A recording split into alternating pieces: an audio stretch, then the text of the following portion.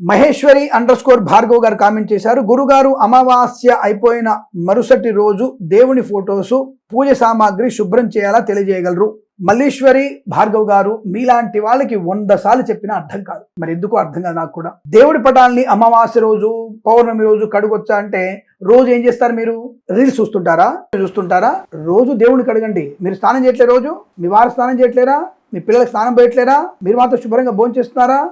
తప్పుగా అనుకోకండి, ఏదో మల్లీశ్వరి అనట్లే. మల్లీశ్వర్ లాంటి వాళ్ళందరికీ ఈ మాట అంటే ఏమిటి ఇక్కడ అంటే, రోజు మనం ఎంత శుభ్రంగా ఉంటామో భగవంతుడు శుభ్రంగా ఉండాలి. దేవుడి గదిలో పొలవమంటూ 50 ఫోటోలు పెట్టకండి. అందమైనవి 4-5 ఫోటోలు చాలు. విష్ణు పరివారం, శివ పరివారం, అమ్మవారు, ఏదైనా విగ్రహాలు, చేసిన విగ్రహాలు 4-5, అంతకంటే ఎక్కర్లేదు. పొలవమంటూ 50 ఫోటోలు పెట్టి శుభ్రం లేకుండా దాని నిండా మసిబూసి దేవుడి గది దరిద్రం కనబడితే మీకు అరిష్టం పట్టుకుంటుంది. దేవుడి గది ప్రతిరోజు శుభ్రంగా ఉండాలి. ప్రతిరోజు దీపారాధన చేయాలి. ప్రతిరోజు దేవుడి గదిని కూడా శుభ్రం చేయాలి. విగ్రహాన్ని కడగాలి, పటాలు తొడవాలి, బొట్లు పెట్టాలి. అలా పెట్టడం వల్ల మనకి ఇంటికి ఎంత మీరు సమయం ఒక 40 నిమిషాలు దేవుడి గదిలో కేటాయిస్తే తప్పకుండా మీ ఇంటికి యశస్సు ఉంటుంది, లక్ష్మీప్రదం ఉంటుంది, మీకు తొందరలో నూతన గృహప్రవేశం ఉంటుంది. అంతప్ప అమావాస్య మర్నాడు కడుక్కోవచ్చా, అమావాస్య రోజు కడుక్కోవచ్చా?